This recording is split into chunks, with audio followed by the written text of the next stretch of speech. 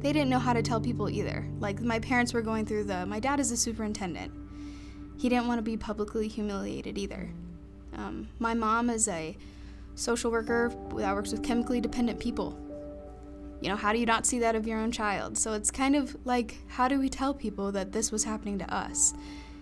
And it just escalated. It didn't, like, calm down ever, I felt like.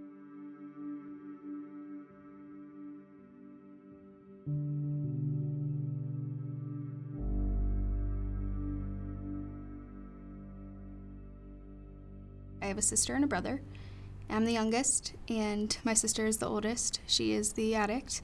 But growing up, we were all very close. We did everything together. We were just a very family-oriented, like, group, and it was good. It was growing up was good. So she started experimenting with drugs in high school, you think? In 7th grade is what I'm assuming. So wow. I know she got in trouble for starting smoking cigarettes in 7th grade, and she got grounded. And from my point of view, it looked like, I'm sure she was thinking my parents were just out to get her. Like, for everything she did, oh, you're grounded. Oh, you're grounded, you can't leave the house. Like, why, you can't have your phone, and you can't go here. And then there's Nathan and I, like, shining and being the great kids. And, like, I'm sure that, like, definitely hurt her, especially because we had to move back, and then she had to start all over again. I would go into the back room. We have, a Florida room. And I would smell, like, a huge amount of nail polish remover. And I was like, this is so weird. Why am I smelling weird, like, nail polish remover? So I'm going, of course, and I go tell my mom. And it gets my sister in trouble because she had spilled the bottle trying to cover up the smell of weed. So she was trying to, like, mask that she had smoked in that room, and I ended up getting her in trouble. So then I think my sister and I started, like, not liking each other a lot right then.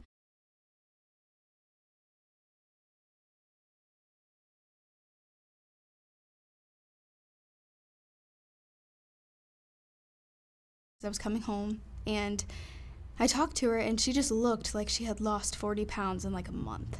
And something wasn't adding up in my head, and I felt wrong, so I started Googling symptoms. And I was like, because I am a Googler, I'll Google everything. I was like, okay, losing weight, you need money, like, bad attitude. She was very back and forth, and I knew something just wasn't right. So I approached my parents with the idea that she was doing drugs, and I was specifically talking about crack. And I had narrowed it down to that, like, I was a private investigator, and they were like, no, Jackie would never do that. That would never happen to our family. And I was just like, no, like, you guys are wrong. I know it. So I went back to college. They ended up confronting her, and she did. She was using drugs, and so she admitted it. Yeah, well, that was a very interesting night. We didn't know how to approach it. We never had heard anything about how do you ask someone, are you doing drugs, without offending them, first off. Like, that's a huge thing. And, of course, she felt attacked, and she was threatening to leave with this guy, and it was a lot. Sometimes they'll say things or do things, and it makes you question, are you doing something? And then you feel like you're walking on eggshells with them with that, and you don't want to. You don't want to feel bad about it, but you don't know you're doing it either sometimes. And for me, when my sister does relapse, it's not that we have the same parents at that moment. They become my parents because I know she's going to hurt them.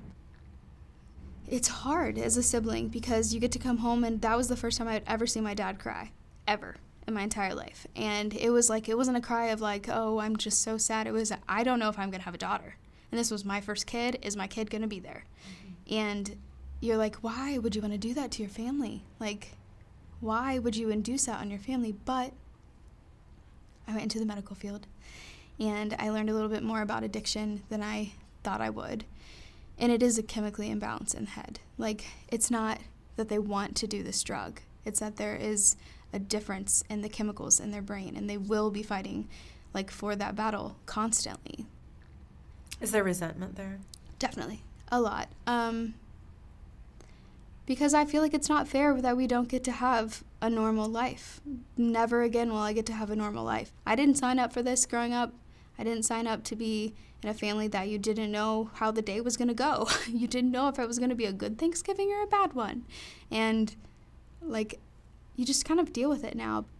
So I get anxiety because I don't think about just, oh, this is my sister relapsing. Is my sister going to be alive? Is my mom, how's my mom's going to deal with this? Okay, what can I do to fix this? Where can I help? Like, do I need to take my sister somewhere? Do I need to take her here? How am I going to help my parents? It's like 20 things at once going on.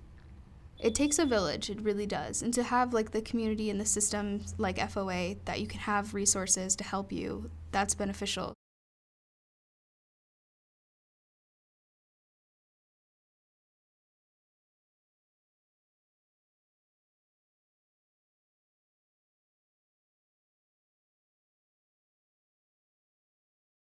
So what gives you hope?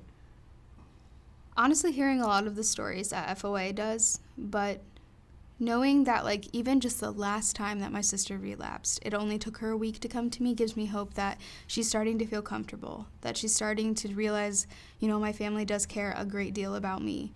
My sister and I never had a close relationship, and now we have a way bigger one, which doesn't always happen for everyone, especially in this scenario. Sometimes it brings people farther apart, but for me, it brought us closer because I keep tabs on her and check in on her and see how she's doing. And it gives me hope, though, that, you know, one day this won't be as bad of an issue.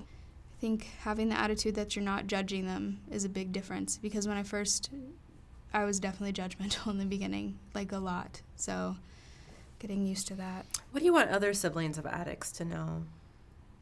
One, that you're not alone and you are allowed to feel resentment. It's normal to feel that way, but you definitely should talk to someone about it. You shouldn't bottle it up, and you should not ignore your parents. And you can talk to the addict about it if you want. Like, especially, I think helped me getting to hear my sister's story. I didn't know anything that she had gone through. And when I did, I was like, okay, things are different. Like, I didn't know that. Maybe I didn't want to know that, but now you have an idea of what they had been through and why things might be a little different for them and what they've seen. So you kind of sympathize, but I definitely think they need to deal with the resentment because they're going to have it. Being a sibling, and your parents are going to pay a lot of attention to the addict. It's just how it is.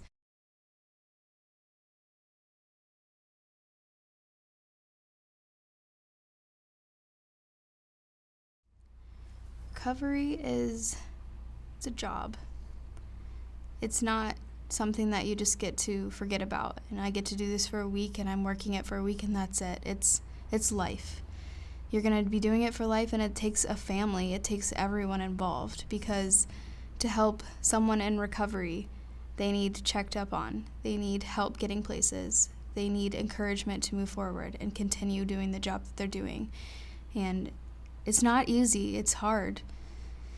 You're always going to fight the battles that they have with them, and families together, they'll fight also obstacles that they're not prepared for, and that's just what it happens. But it's also the best thing that can happen, is being in recovery and being your job. Like, that is so important, because without that, you may not even be there. We might not have a family member. It's the biggest step that needs to happen, so.